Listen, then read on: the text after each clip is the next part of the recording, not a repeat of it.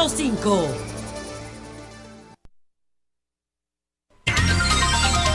De la mañana. Buenos días, dominicanos, dominicanas, ciudadanos, ciudadanas del mundo. Julio Martínez Pozo, los comentarios de los temas más importantes en el programa de mayor influencia de la radio y la televisión nacional en este luctuoso viernes 17 de julio del año 2020. Buenos días a todo el equipo del Sol de la Mañana, a toda la audiencia de Sol, la teleaudiencia de Telefuturo, Canal 23, las personas que siguen nuestros contenidos a través de las redes sociales y la de los canales 29, que es Teleuniverso, y el canal 24 de Santo Domingo, están con nosotros a partir de las 9 de la mañana. Ahora, simultáneamente por Sol y Telefuturo, Canal 23. Bueno, señores, vamos con nuestra agenda de este viernes realmente muy triste para todo el pueblo dominicano. Justamente nos referimos a la partida de Víctor, sumado a las cifras letales de la pandemia, los posibles alcances de un nuevo estado de emergencia, Haití, con un nuevo código penal, la promulgación de un nuevo código penal que ha quitado todas las barreras para el aborto, es decir, que podemos proclamar que en Haití pues ya está permitido legalmente el aborto. Entonces, hoy inicia una cumbre muy importante de la Unión Europea y hablaremos un poco del rol de las reservas internacionales. Bueno, señores, la verdad es que todo el país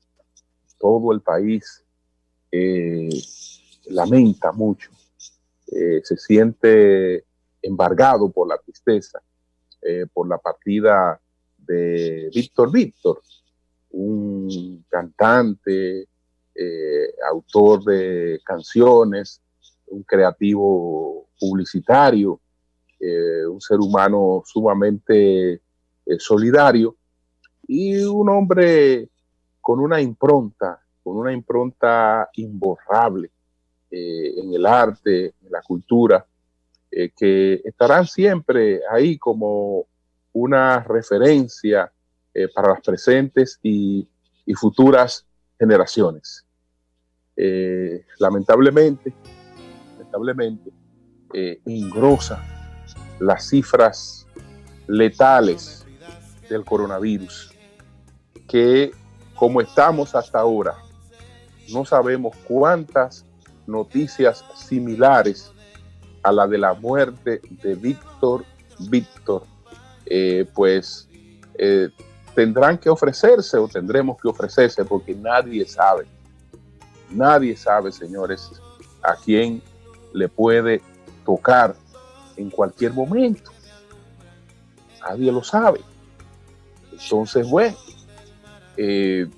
Víctor es parte de la esencia, es parte de la cultura dominicana.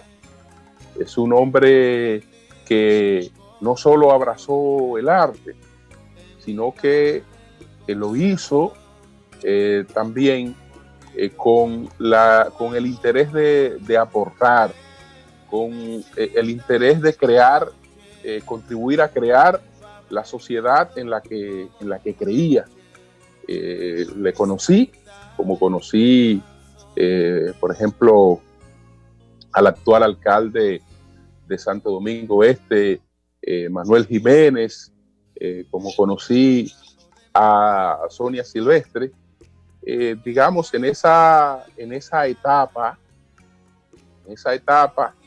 en la que había, pervivían las utopías y ya no tanto se planteaba, digamos, una versión un tanto distinta del sistema social que se había instaurado en la Unión Soviética a partir del año de 1917, que se había instaurado en Cuba a partir de la Revolución de 1959, que consistía básicamente en el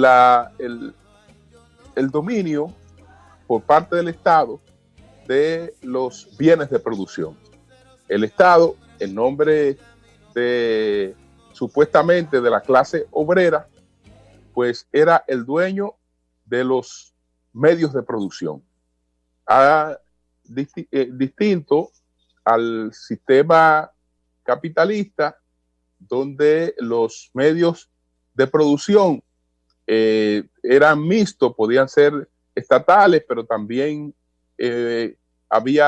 podían ser privados, y la plusvalía era de los dueños de esos medios de producción. Entonces, eso se consideraba injusto porque eso generaba unos beneficios que se daban sobre lo que se llamaba la explotación laboral, y se entendía que con un sistema donde los beneficios, la plusvalía, correspondiera a la sociedad, pues podía haber una sociedad mucho más justa. Y a eso se llamaban supuestamente los intereses del pueblo. Lamentablemente después se comprobó que los intereses del pueblo, en lo que creíamos entonces, estaban muy alejados de esa posibilidad, porque en los países donde se materializó, no hizo otra cosa la gente que ir a peores condiciones de vida. Si bien es cierto que hubo mejorías en algunos aspectos, como en lo de la educación, que después que esos regímenes cayeron, pues permitieron una rápida expansión de esos países, aprovechando la zapata que se había creado con la educación. Por ahí hubo un aporte positivo, pero todo lo demás no era nada mejor que lo que plantea, digamos, la democracia liberal, con todos sus defectos. Pero realmente esa era una creencia que abrazaron muchas personas. Víctor puso sus canciones, puso sus creaciones al servicio de esa creencia. Lo importante en él, que nunca fue un creador panfletario, y siempre cultivó esas letras ilusionantes, esa capacidad de despertar en el ser humano pues los sentimientos realmente más positivos, más cálidos, más humanitarios. Entonces, Víctor ahí creo que es uno de nuestros artistas realmente insuperables. Duró prácticamente una semana ahí en una situación sumamente grave, después que se comprobó que tenía el COVID-19, y no pudo superarla, porque fue de estos pacientes que necesitó de ventilación artificial, de ventilación mecánica, y entonces no pudo resistir todos estos procesos de fiebres continuas que recibe una persona, que realmente llevan sus mecanismos de defensa prácticamente al suelo, y su propio interés por la vida llega un momento en el que se derriba. Entonces, señores, Ya veremos qué pasa con sus honras fúnebres. No pueden ser distintas a las que corresponden a una persona que ha tenido COVID-19. En ninguna parte del mundo se puede hacer un velatorio. En ninguna parte del mundo se está haciendo un velatorio. Las autoridades no pueden permitir ningún tipo de excepción porque se trata de la figura que se trata, porque se trata de todo el aprecio que el pueblo dominicano le tiene a Víctor Víctor, pero las autoridades en eso tienen que ser estrictas. Tienen que ser estrictas, tienen que seguir el protocolo que se sigue en todas partes del mundo para las personas que han muerto a consecuencia del COVID-19. Es decir, ahí no puede haber velatorio. No puede haber velatorio. Tiene que producirse una salida desde la morgue hasta el lugar donde tendrá cristiana sepultura. Entonces, en ese sentido ya veremos qué puede hacerse. Yo sé que gente con mayor grado de especialidad y de conocimiento hablará de sus canciones, hablará de su trayectoria artística. Yo estuve más vinculado, digamos, a su ejercicio político, a sus aportes en esa parte. Así es que lamento mucho, mucho, mucho, como todos lo estamos haciendo. La muerte de Víctor Víctor, que aunque sabíamos que él estaba en una situación delicada, siempre uno abrigaba la esperanza de que la superara porque uno se aferra a que este tipo de personas no mueren. Y lamentablemente, fíjense lo que ha ocurrido. Entonces, a propósito de esta muerte de Víctor Víctor, ayer, en el boletín de ayer, pues arribamos a 941 fallecidos. En esas lamentables estadísticas no está la muerte de Víctor Víctor, que pudiera estar registrada en el boletín de hoy, pudiera estar registrada. Si es que se produjo pues antes de las 6 de la tarde. Entonces, ayer los casos activos, señores, superaron a los recuperados. Es decir, nosotros vamos más rápido con los contagios que con la recuperación. Ayer los casos activos eran 24.166, mientras que los recuperados eran 23.636. Es decir, tenemos más casos activos que casos recuperados. Eso para el sistema sanitario es sumamente desafiante, sumamente desafiante. Entonces, ayer se incorporaron 1.072 casos nuevos. Es decir, que hemos tomado una barrera, hemos tomado una línea en la que probablemente si no se procede rápido con un conjunto de medidas, estaremos hablando de más de 1.000 casos diarios en la República Dominicana. ¿Cuántas muertes entonces como la de Víctor representará eso? ¿Cuántas muertes representará eso? Una cantidad de muertes. Porque no es verdad que el COVID hoy es distinto, que es mejor que nos dé a todo, que la mayoría de la gente son asintomáticas, sí. Pero entre más casos tenemos, más se elevan todos los porcentajes. Lo de hospitalizaciones, lo de demanda de unidades de cuidados intensivos, que aunque se han tomado medidas para ampliar las camas y ampliar las unidades de cuidados intensivos, no hay sistema sanitario en el mundo que pueda ganarle la carrera a una cantidad desbordada de contagios como la que nosotros hemos ingresado. Entonces, estamos pendientes de ver cuáles son las alternativas y cómo vamos a enfrentar esta situación. Y hay distintas ideas. Está planteado para este fin de semana el conocimiento del estado de emergencia, nuevo estado de emergencia por 45 días.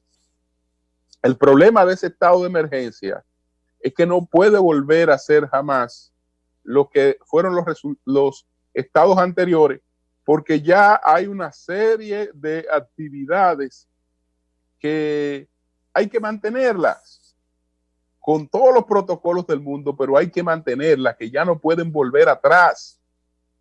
Entonces, yo veía, por ejemplo, que la doctora Alma Morales, la representante de la OPS en la República Dominicana, OPS-OMS, la República Dominicana, ella está sugiriendo un toque de queda a partir de las 3 de la tarde. Aunque ella dice que ese toque de queda estaría solo limitado a los lugares donde tenemos en estos momentos una mayor incidencia de COVID-19. Esos lugares serían el Distrito Nacional, la provincia de Santo Domingo y Santiago. Pero ¿qué ocurre, doctora Morales? ¿Usted cree que es posible cerrar a Santo Domingo, el Gran Santo Domingo, desde las 3 de la tarde y mantener abierto el país? Eso no es posible. Eso no es posible. Es decir, no es posible cerrar la capital a las 3 de la tarde, cerrar el Gran Santo Domingo, cerrar Santiago y mantener abierto el país, porque ese cierre tendría un efecto caótico. Ayer, por ejemplo, tuvo que aclarar Gustavo Montalvo que hay una serie de actividades que no hay intención de cortarla. Por ejemplo, las fronteras del país se mantienen abiertas. ¿Qué quiere decir eso? Que los vuelos que ya se han autorizado van a continuar. Esos vuelos autorizados van a continuar. Entonces, ¿qué pasaría, doctora Morales? Nosotros tenemos los aeropuertos abiertos. Tenemos vuelos que están llegando a la República Dominicana. Supongámonos, doctora, que cerremos el Distrito Nacional y el Gran Santo Domingo a las 3 de la tarde. ¿Qué hacemos con la gente que está llegando por los aeropuertos o que está saliendo del país? La gente que tiene vuelos en la tarde, o que está llegando en la tarde, o que está llegando en la noche, o que tiene vuelos en la noche. ¿Qué hacemos? ¿Cómo puede manejarse esa situación tan caótica? Entonces Gustavo Montalvo ayer aclaró que no, las fronteras, aunque viene un nuevo estado de emergencia, se mantienen abiertas, que el turismo se continuará desarrollando como tal.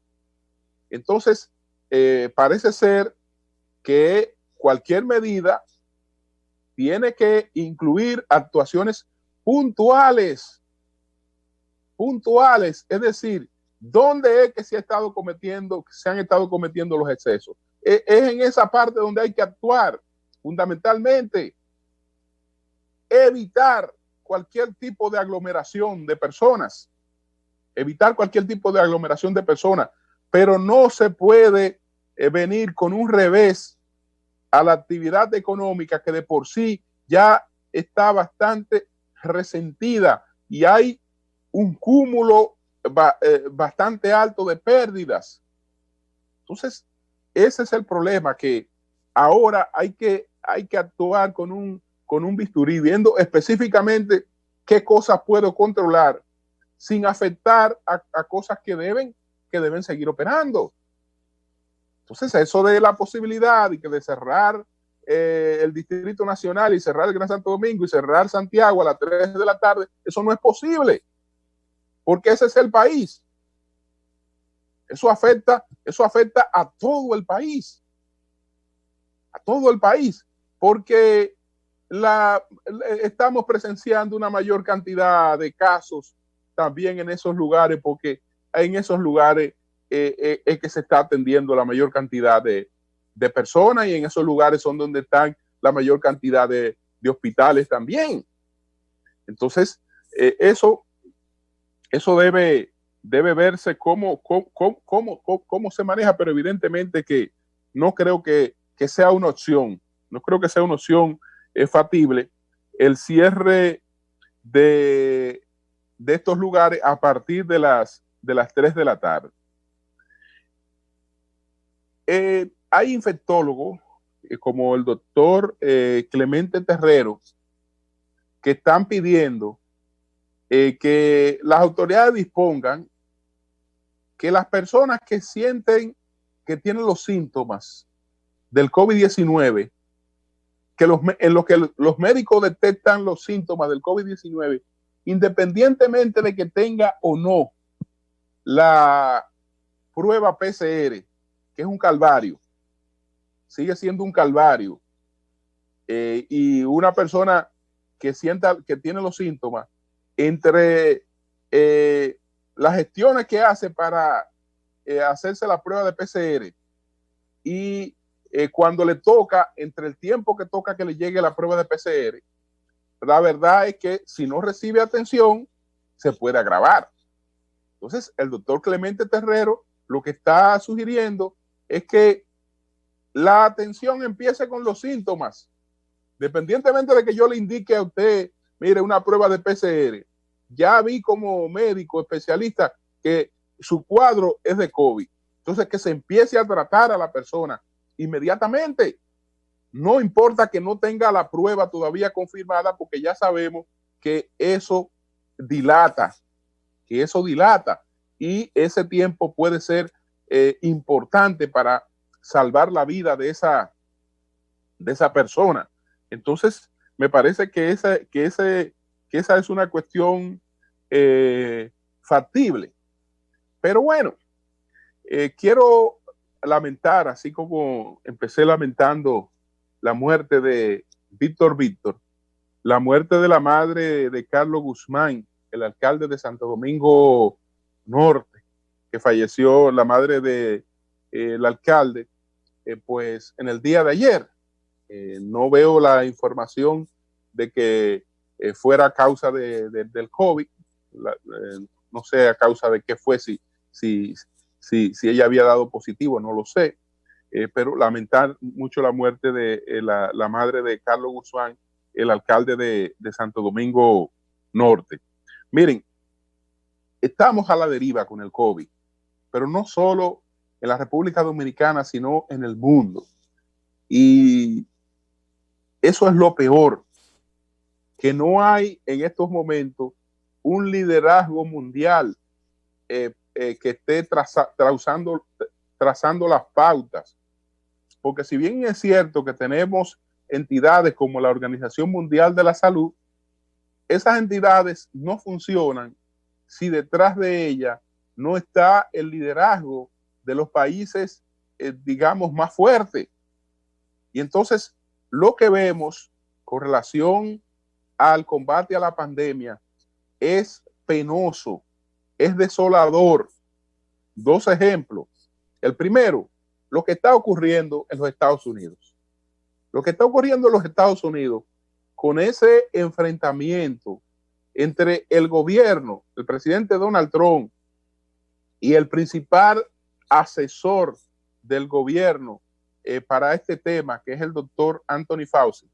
Ese enfrentamiento de enrostrarle al principal asesor equivocaciones en algunos planteamientos, que él ha dicho que ciertamente él ha tenido opiniones que han variado, como han venido variando las opiniones científicas, pero que en cada caso sus opiniones las ha sustentado en las bases científicas. Entonces, ¿cómo puede la principal potencia del mundo combatir el COVID-19 cuando el mensaje que se da es que no hay un alineamiento. No hay un alineamiento. No se está siguiendo ninguna política porque el gobierno cree en una cosa, el asesor principal cree en otra cosa. Se desmeritan y después niegan que se estén desmeritando, etcétera, etcétera. Pero ¿y quién va a transmitir el discurso a la población, a todo el sistema sanitario, de que mira, esta es la política por la que nos vamos, esto es lo que vamos a seguir, esto es lo que estamos haciendo? Nadie. ¿Por qué? Porque la cabeza del combate a la pandemia lo único que está es dividida y en tirantez. Eso en Estados Unidos. Pero ¿y en el mundo? En el mundo, los rusos anuncian que ya encontraron una vacuna para el COVID-19. Y ayer, entonces, 3 potencias, estamos hablando de el Reino Unido, de Canadá y de Estados Unidos, pues acusan a Rusia de hackear las informaciones sobre la vacuna de esos respectivos países y de estarse robando esos datos, a través de hackeadores para recibir o buscar las informaciones de los desarrollos que ha tenido cada uno de esos países con la cuestión de la vacuna. Y según ha explicado el Reino Unido, tiene claras evidencias de que eso ha sido así. Es decir, que esta no es una acusación que está haciendo, por ejemplo, Estados Unidos contra Rusia. Además, parece que en el Reino Unido se está dando ya lo mismo que se denunció en el proceso eleccionario de los Estados Unidos, la intervención de Rusia en los asuntos de esas elecciones. Entonces, ahí hay también una situación que desorienta mucho, porque no tenemos un mundo que está unificado buscando soluciones frente a este tema. Entonces, no hay un liderazgo mundial. La OMS y la OPS no son nadie si Estados Unidos y las principales potencias del mundo no están actuando en coherencia con ella. Es decir, nadie escucha sus discursos ni sus recomendaciones al margen de las señales que den las principales potencias del mundo, que son las que manejan esos organismos pues internacionales. Entonces, ese problema tenemos con el combate al COVID-19, que no hay un liderazgo. Lo que estamos observando por todas partes es la tirantez. Entonces, señores, pasando a otros temas rápidamente, pues en Haití, pues los haitianos han tomado una decisión soberana. Ellos deciden cuáles son las reglas constitucionales y cuáles son las reglas jurídicas en su país. Y en función de esa soberanía, ellos han decidido que el aborto ha quedado legalizado en Haití, porque lo han hecho aparentemente en función de las mismas causales que se está planteando en la República Dominicana, pero ellos han dejado mayor apertura, porque en Haití está permitido el aborto si se ha producido un incesto. Es decir, si el padre o algún familiar ha abusado de una dama que está bajo su jurisdicción, digamos, bajo su influencia, que es el caso del incesto. Estaría permitido el aborto en caso de incesto. Estaría permitido el aborto en Haití en caso de violación. En caso de violación también. En caso de que peligre la vida. Pero los haitianos le han agregado al peligro de la vida que se trata no solo de que peligre la vida física de la mujer, sino que peligre la vida física y mental.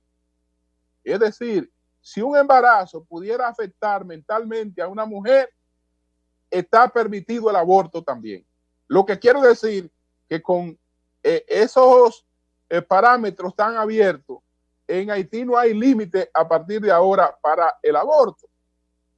Lo lamentable del caso de Haití es que ellos, así como toman las decisiones que deben tomar como un país soberano, entonces no tengan los hospitales para responder a cualquier tipo de complicación.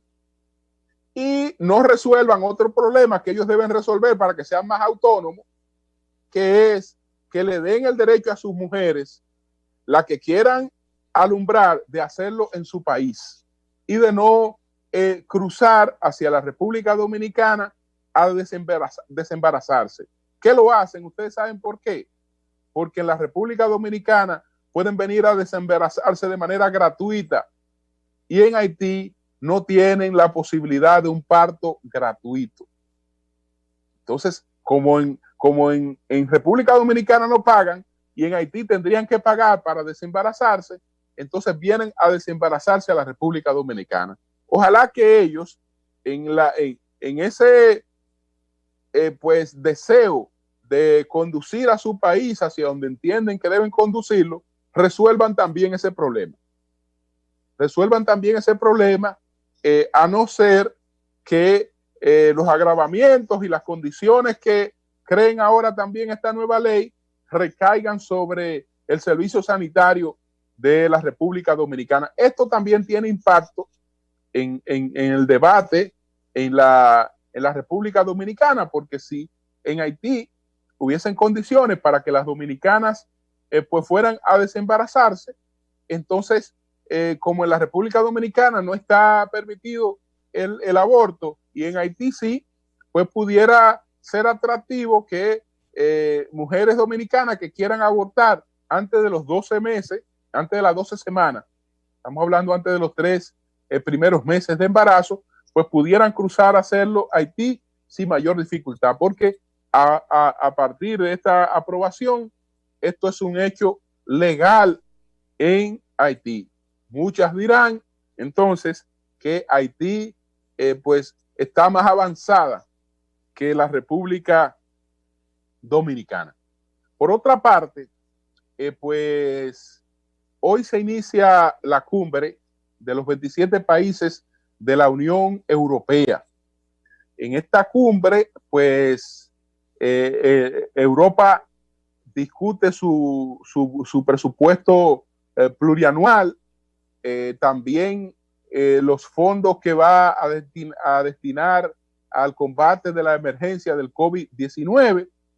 Se espera, por ejemplo, la posible aprobación de un presupuesto plurianual por encima de $1 billón para la comunidad europea, aparte de 750,000 millones que estarían destinados al combate del COVID-19 y a planes de cohesión que ellos están tratando de condicionar al cumplimiento de algunos objetivos. Está, por ejemplo, el dejar excluido de esas ayudas a los países que supuestamente tengan problemas en Europa con los derechos humanos y que tengan dificultad con el Estado de Derecho. Yo creo que eso sería un error. Eso sería un error.